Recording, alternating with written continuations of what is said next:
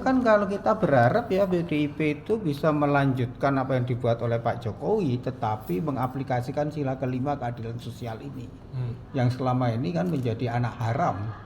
Karena kalau kita mau bisa mewujudkan sila kelima keadilan sosial, maka terwujudlah cita-cita proklamasi itu. Nah, kita berharap pasangan-pasangan itu adu program bisa nggak mengaplikasikan sila kelima itu. Sehingga kalau sila kelima berbuat, maka hukum menjadi panglima. Jangan sampai hukum direduksi oleh kepentingan ekonomi semata-mata. Terkait ada beberapa program yang notabene salah satu paslon menyatakan sudah dilakukan oleh Kemenkeu, itu kan juga merupakan salah satu pengamalan dari sila kelima. Ya kan juga. gini, sila keadilan sosial itu kan tidak hanya program-program populis, tetapi memberi kepastian hukum.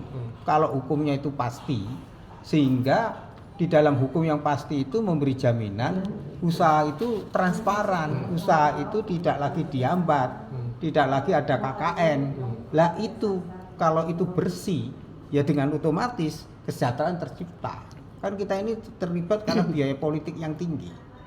Maka hukum harus memberi kepastian. Kita beri sekarang mempercayakan kepada orang yang punya integritas di bidang hukum itu. Maka adu konsepnya adalah sekarang fokus pada sila kelima keadilan sosial bagi seluruh rakyat Indonesia. Bagaimana itu terwujudnya?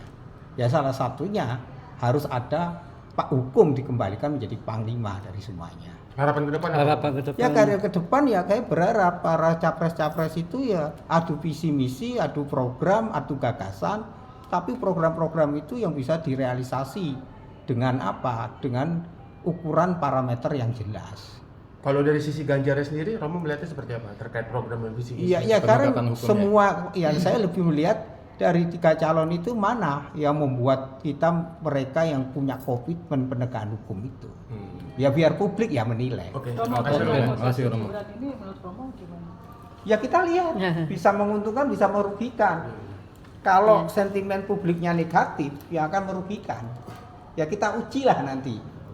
Karena sentimen publik itu kan selalu akan mempengaruhi kan. Ya, sehingga karena kasus U20 negatif mempengaruhi kan turunan suara. Ya kita lihat aja kalau ini negatif berpengaruh terhadap suara.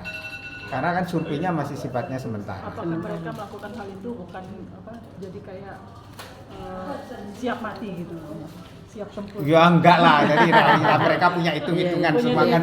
Iya, ya kita berharap lah pada kepentingan publik itu bisa. Terima kasih.